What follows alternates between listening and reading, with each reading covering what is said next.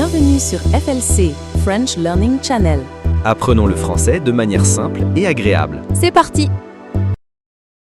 Bonjour à toutes et à tous. Bienvenue sur FLC, la French Learning Channel.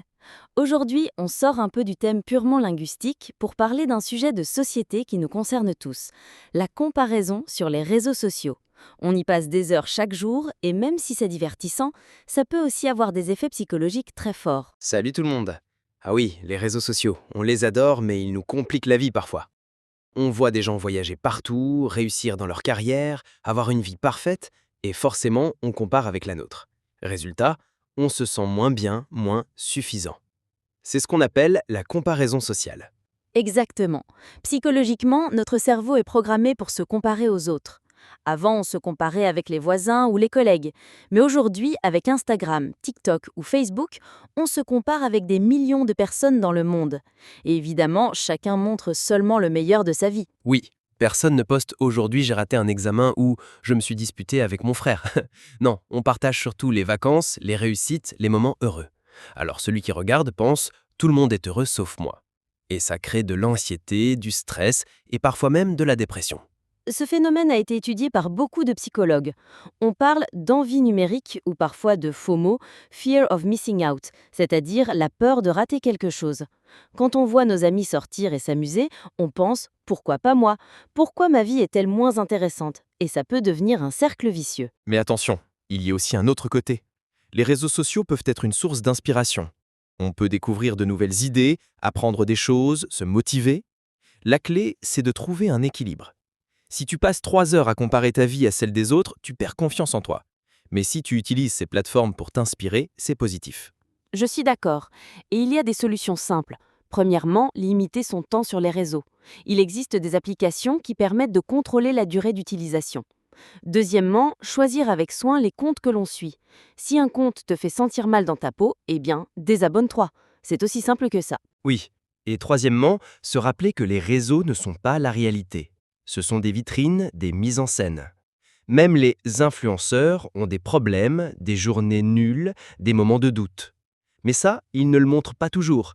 Il faut donc relativiser et garder en tête que ce n'est qu'une partie de la vérité. En fait, le plus important, c'est d'apprendre à se comparer avec soi-même. Regarder son propre parcours, ses propres progrès. Se dire, il y a 6 mois, je n'osais pas parler français, aujourd'hui, j'arrive à avoir une petite conversation. Ça, c'est une vraie comparaison saine, et c'est la seule qui compte vraiment. Exactement. Et ça marche pour tout, les études, le sport, le travail. Ne vous comparez pas aux autres. Comparez-vous à la personne que vous étiez hier. Et là, vous verrez vos vraies avancées. C'est ça qui donne confiance et qui construit l'estime de soi. Alors, chers auditeurs, notre message du jour est simple.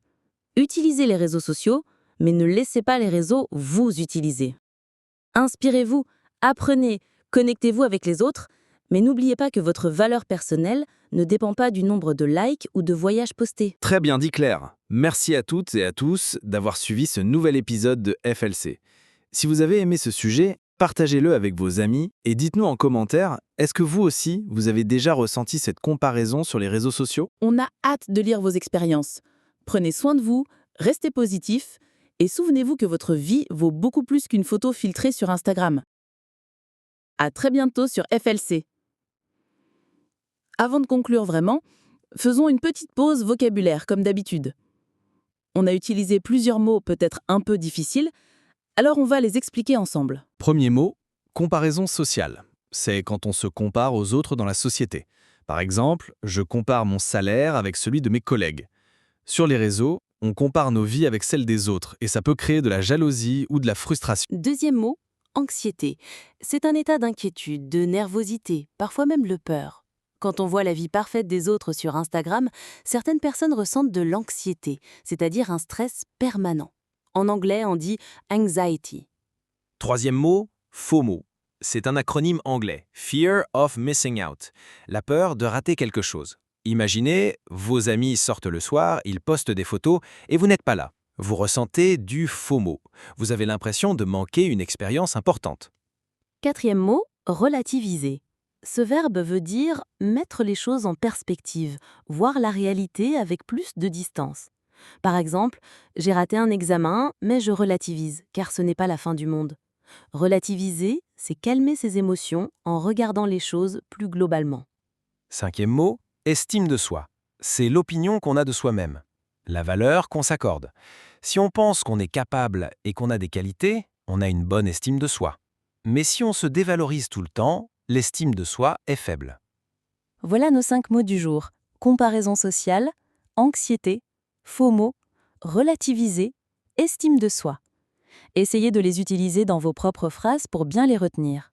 Et cette fois, on termine vraiment. Merci d'avoir écouté cet épisode de FLC. Partagez-le si vous avez appris quelque chose. Et continuez à enrichir votre vocabulaire jour après jour.